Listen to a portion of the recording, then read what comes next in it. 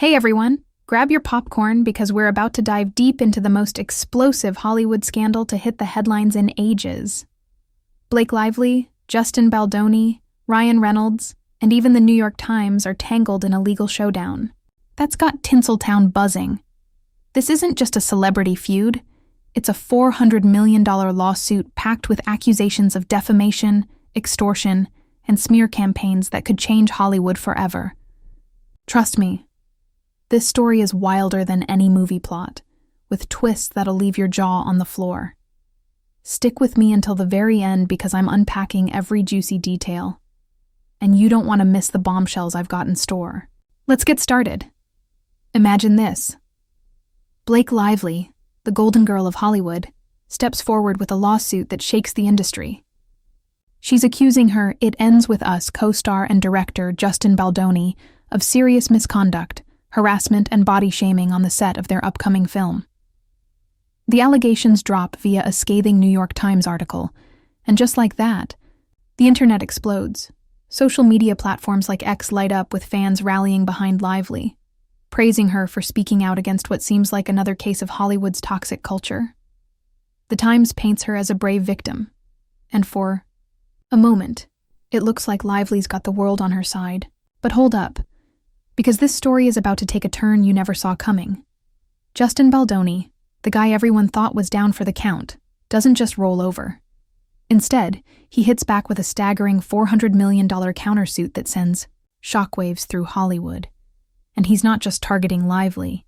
He's dragging her husband, Ryan Reynolds, into the mess, accusing them both of defamation and extortion. Baldoni's legal team claims Lively's accusations were a total fabrication, part of a ruthless plan to torch his reputation and boot him out of the industry. They're not playing around either. They've launched a public website loaded with evidence, from emails to text messages to behind-the-scenes footage, that they say proves Lively's story is full of holes. This kind of transparency in a Hollywood legal battle, it's practically unheard of, and it's got everyone talking.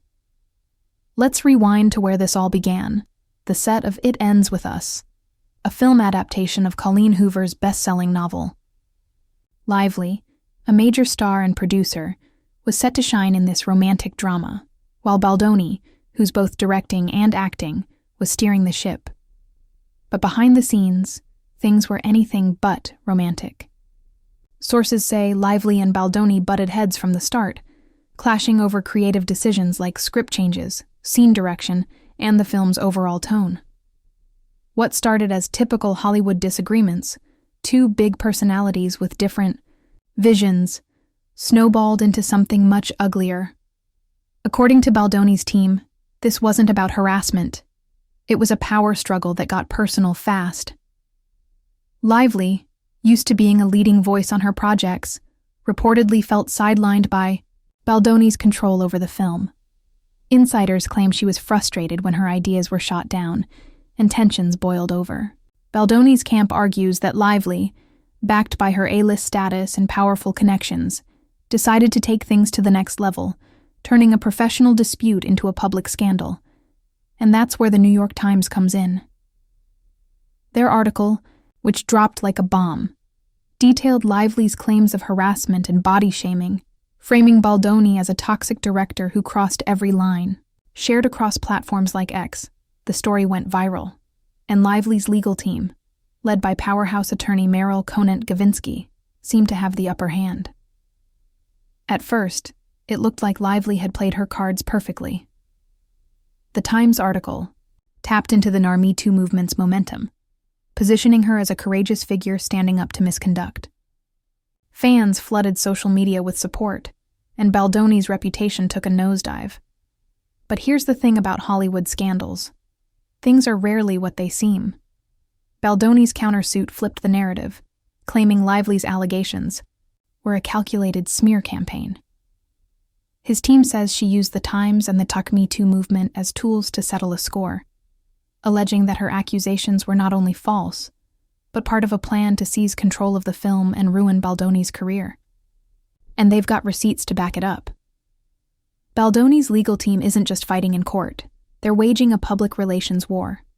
They've launched a website showcasing a 168-page timeline of events, complete with text messages, emails, and footage that they claim tell a different story.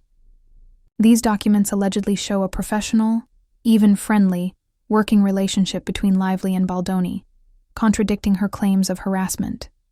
Texts reportedly reveal Lively discussing creative decisions, not as a victim, but as someone pushing for more influence behind the scenes. The footage, if it's as damning as Baldoni's team says, could show a set environment far from the toxic one Lively described. By putting this evidence out for the world to see, Baldoni's making a bold statement. He's got nothing to hide, and he's ready to fight. Now, let's talk about the Ryan Reynolds angle, because this is where things get extra spicy. Baldoni's lawsuit doesn't just name Lively, it pulls Reynolds, one of Hollywood's biggest stars, into the fray. Why? Baldoni's team claims Reynolds wasn't just cheering from the sidelines.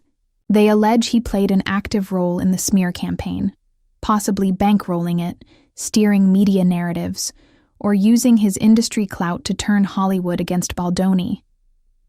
Reynolds, known for his charm and Deadpool-sized influence, is a major player in Tinseltown, and these accusations could spell trouble for him.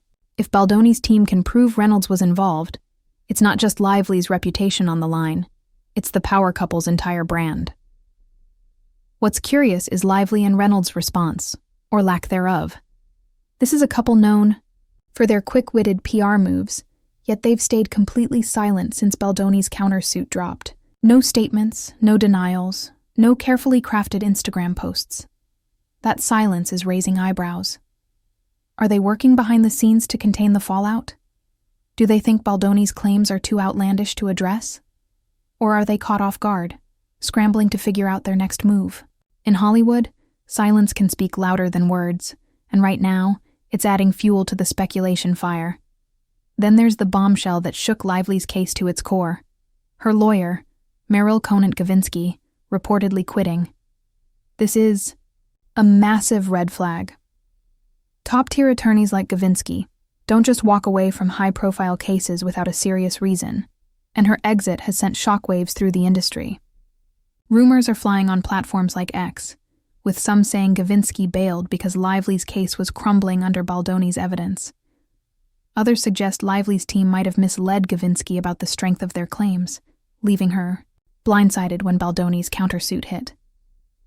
There's even talk that Gavinsky, who's juggling another big case for Drake against Kendrick Lamar, realized she was in over her head. Whatever the truth, her departure is a disaster for Lively, signaling that her legal strategy is in chaos. The New York Times isn't getting off easy either. Baldoni's team is suing the publication for defamation, accusing them of pushing a biased narrative that unfairly painted Baldoni as a villain. They claim the Times rushed to publish Lively's story without giving Baldoni a fair shot to respond, pointing to last-minute edits in the article's subheadline as evidence of deliberate framing. These changes, though subtle, can shape how readers see a story, and in a case, this explosive perception is everything. Baldoni's team argues the Times wasn't an impartial reporter, but an active player in Lively's campaign, and they're out to prove it in court. If they succeed, it could be a game-changer for how media outlets cover celebrity scandals. Let's dig into the Times' role a bit more, because it's a crucial piece of this puzzle. The article that sparked this whole saga wasn't just a news report. It was a carefully crafted narrative that set the tone for Lively's lawsuit. Baldoni's team says the Times made editorial tweaks, like altering the subheadline hours before publication, to make Lively's story more sympathetic and Baldoni's guilt more implied. They also claim the Times gave Baldoni barely 24 hours to respond to the allegations, a time frame so tight it was almost impossible for him to mount a proper defense. This, they argue, shows reckless disregard for the truth, a key factor in defamation cases. If Baldoni's lawsuit against the Times holds up, it could shake the media world to its core. News outlets rely on fair report privilege to protect them when covering legal accusations. But Baldoni's team says the Times crossed a line by acting as Lively's advocate rather than a neutral source. A win for Baldoni could set a precedent, making publications think twice before running one-sided stories without ironclad evidence. This wouldn't just affect celebrity gossip, It could change how the media handles everything from political scandals to corporate exposés, forcing journalists to prioritize facts over sensationalism. Back to Lively's case, and it's not looking good. From the start, her lawsuit leaned heavily on personal testimony rather than hard proof. She claimed harassment and body shaming, but Baldoni's team says there's no evidence to back it up. No incriminating messages, no witnesses, nothing that holds up in court. Instead, they've flipped the script, presenting documents that show Lively as an active player in the film's production, not a victim. Emails and texts allegedly reveal her pushing for creative control, contradicting the idea that she was mistreated. And that footage? If it shows a professional set environment, it could be the final nail in Lively's case. The legal strategy here is fascinating. Baldoni's team is pushing to move the case to California, where defamation laws are tougher than in New York, where Lively filed. This isn't just a technicality, it's a power move. California's legal system makes it easier for plaintiffs like Baldoni to prove malice, especially against media outlets. If the case is moved, it could put Lively and the Times in a much weaker position, facing stricter scrutiny and higher stakes. Baldoni's team argues that since his career and business are based in California, it's the only fair jurisdiction. For Lively, this jurisdictional fight is a nightmare, one more sign that her case is on shaky ground. Social media is a whole other battlefield in this drama. Platforms like X are buzzing with opinions, memes, and hot takes. Some fans are ride or die. For Lively, seeing her as a victim fighting against a male-dominated industry, they point to the Times article in the Darn Me Too movement, arguing that her accusations deserve to be heard. Others are Team Baldoni, citing his public evidence as proof that Lively's claims were a power grab. Internet sleuths are digging into every detail, from Gavinsky's exit to the Times edits, turning this into a crowdsourced investigation. The speed at which opinions shift online shows just how powerful public perception is in these cases, and how quickly it can turn. Let's talk about what's at stake for Lively. This lawsuit was supposed to be her moment to shine as a voice for change, but it's turning into a nightmare. If Baldoni's evidence holds up, her credibility could take a massive hit. Hollywood is a small town, and studios might think twice about working with someone tied to a failed smear campaign. Brands that have banked on Lively's wholesome image could pull back, wary of the controversy. And if Baldoni wins his $400 million suit, the financial fallout could be brutal, forcing Lively to dip into savings or sell assets to cover damages. This isn't just a legal battle. It's a career-defining moment that could reshape her future in the industry. For Baldoni, the risks are just as high. He's betting everything on his evidence and transparency, but it's a gamble. If the public or the courts don't buy his side, he could be seen as the bad guy, doubling down on a losing fight. His career, already bruised by Lively's allegations, could take another hit. But if he pulls this off, he could come out stronger than ever, clearing his name and setting a precedent for others falsely accused. His public website is a masterclass in PR, showing he's willing to fight in the open rather than hide behind lawyers. It's a risky move, but it's keeping him in the conversation. The New York Times faces its own reckoning. A loss in court could tarnish their reputation as a trusted source, especially if Baldoni proves they skewed the narrative. They've built their brand on investigative journalism, but this case is testing that credibility. If they're found liable, it could lead to stricter internal policies, like requiring more evidence before publishing allegations. Other outlets are watching closely, knowing that a ruling against the Times could ripple across the industry, making it harder to run sensational stories without solid proof. As we look ahead to the trial in March 2026, the tension is palpable. Lively's team is in disarray, scrambling to replace Gavinsky and shore up their case. Without new evidence, they're fighting an uphill battle against Baldoni's mountain of documents. Lively and Reynolds' silence is only adding to the drama, leaving fans and critics to fill the void with speculation. Meanwhile, Baldoni's team is doubling down, promising more smoking gun evidence that could seal Lively's fate. Whether it's a game changer or a bluff, it's keeping everyone on edge. This case is bigger than just Lively and Baldoni. It's a clash of power, media, and truth in the modern age. For years, celebrities have used the press to shape narratives, knowing that public opinion can outweigh facts in the court of social media. But Baldoni's fight is challenging that playbook, demanding accountability from both stars and outlets.